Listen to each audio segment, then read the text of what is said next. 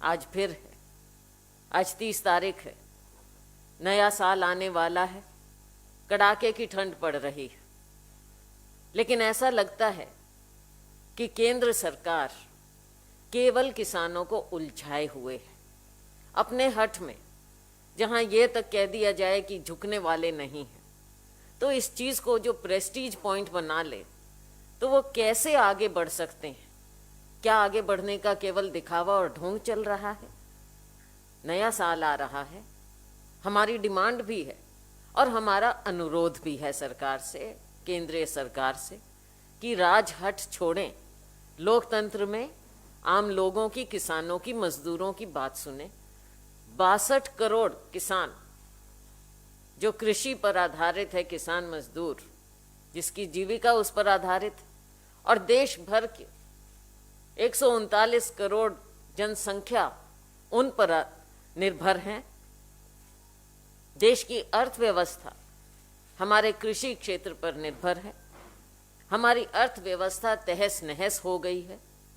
तो क्या ये राजहट उचित है साथियों? बात ये है, मूल बात यही है कि आज एक बार फिर आपने किसानों को बुलाया है। हम उम्मीद करेंगे, हम आग्रह करेंगे, हम मांग कर रहे हैं कि इस सरकार को अपना हट छोड़ना चाहिए। किसानों की बात को, हमारी बात को मानना चाहिए। तीनों काले कानून पहले खत्म करें और उसके बाद नए सिरे से एक नई शुरुआत नए साल में करें।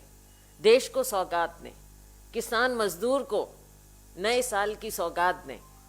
2020 अच्छा साल नहीं रहा है किसी भी प्रकार से, चाहे अर्थव्यवस्था की बात करें, चाहे कोरोना की बात करें, चाहे हमारे अन्नदाता और मजदूर की बात करें। नई शुरुआत करने का मौका है इस सरकार के पास। अपना हट छोड़कर आगे बढ़ें। जो आप हाथ आगे बढ़ाने का ढोंग कर रहे हैं, आप असली में आगे बढ़िए, अन्नदाता को गले लगाइए और इस देश को एक नई सौगात दीजिए। साथियों, आपने बहुत सी बातें इस सरकार ने कही हैं कि हम ये करने को तैयार हैं, वो करने को तैयार हैं। कभी हमारे ऊपर लांछन लगाए जाते हैं कि ये तो कांग्रेस पार्टी गुमराह कर रही है। अलग अलग जगह जो भी बात, मैं हरियाणा के बारे में आपको कहना चाहूँगी कि हमारा किसान, हमारा मजदूर आज इतना ज़्यादा एजिटेटेड है, दुखी है, सड़कों पर है, जगह जगह पर, ना केवल दिल्ली के आसपास लेकिन हरियाणा भर में जगह जगह पर हमारा किसान और मजदूर बैठा हुआ है, हड़ताल कर रहा है, अपनी आवाज़ सुना रहा है। लोग उनके साथ जुड़े हुए हैं, सारा देश उनके साथ जुड़ा हुआ है। ये भारतीय जनता पार्टी सरकार का प्रोपेगेंडा कुछ भी हो, लेकिन आज के दिन जो भारतीय जनता पार्टी की सरकार है वो लोगों में अपना मत खो चुकी है। हमारे यहाँ 10 से ज़्यादा किसान अपनी जान दे चुके हैं हरियाणा के। सरकार को चाहिए, आगे बढ़ना चाहिए, उनके परिवारों को मुआवजा दें, कहीं नौकरी की बात करें। किसानों को आप दिखाइए कि किसान भी आपका हिस्सा है, हमारा हिस्सा है। हरियाणा की सरकार एकदम इस बात में पीछे हट चुकी है। कायदे से हमारे मुख्यमंत्री को, क्योंकि हरियाणा कृषि बाहुल्य प्रदेश है, हमारे मुख्यमंत्री को डेलीगेशन ले जाकर माननीय प्रधानमंत्री जी से मिलना चाहिए था। हरियाणा के किसान मजदूर की पीड़ा वो माननीय प्रधानमंत्री जी को बताते, कोशिश करते उनको समझाने की, क्योंकि दिल्ली में बैठे इनको सारी बातें नीचे की नज़र नहीं आती है, बहुत ऊंचा बैठे हैं, ज़मीन की बात नज़र नहीं आती। तो मुख्यमंत्री जी को जाना चाहिए था प्रधानमंत्री के सामने, हरियाणा के किसान मजदूर की पीड़ा उनको सुनानी चाहिए थी।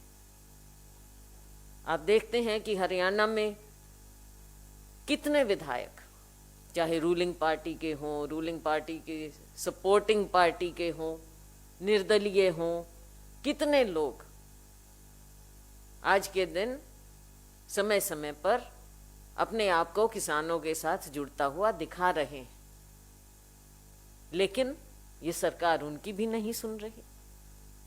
तो सरकार को तो आप देखते हैं इनकी कार्यशैली, जो एक तानाशाह सरकार होती है, जो हर बार कोई ना कोई फरमान जारी कर देती है बिना लोगों से बात किए।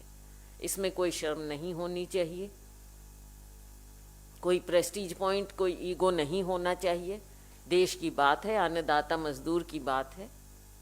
लोकतंत्र में लोगों की बात सर्वोपरि होना चाहिए और उसके लिए सरकार को बात झुकने की नहीं है, बात जिद छोड़ने की है और किसानों को गले लगाने की बात है। आगे आने वाला समय साथियों, जैसा कि बार बार कहा गया है, राहुल जी ने कहा है, ये जो कॉरपोरेट को ये गले लगाते हैं किसान और मजदूर के बनस्पत, ये देश की अर्थव्यवस्था के लिए कोई अच्छी बात नहीं है कि कुछ लोगों को तो आप फायदा दें और जो किसान है हमारा, धीरे धीरे क्या होगा, धीरे धीरे आगे क्या होगा, क्या नजर आ रहा है?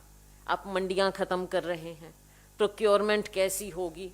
जो हमारा गरीब इंसान है उस तक आप राशन, दाने, आटा कैसे पहुंचाएंगे? प्रोक्योरमेंट आप करेंगे नहीं, मंडियां खत्म हो जाएंगी। बड़े बड़े कॉरपोरेट हैं, उनके दफ्तर खुल जाएंगे, चाहे उनकी मिल है चाहे कहीं है, तो उनको रेगुलेट कौन करेगा कि किसान को क्या हो रहा है? हाँ, जहां तक कि कॉर्पोरेटाइजेशन की बात है, that leads to regulation. Regulation होगा तो जीएसटी है, टैक्सेशन है, ये टेढ़ा रास्ता है। आप देखेंगे पीछे के रास्ते से आगे ये टैक्स का बर्डन किसान तक भी पहुंच जाएगा। आगे आगे कॉर्पोरेटाइजेशन का मतलब यही होता है, टैक्स, मुनाफा, मुनाफे पर टैक्स। और जब पार्टनर किसान होगा उसका कॉन्ट्रैक्ट फार्मिंग के माध्यम से, तो उसका बर्डन किसान पर भी लाजमी आगे आने वाले समय में आएगा ही आएगा। तो किसान का आप फायदा क्या कर रहे हैं?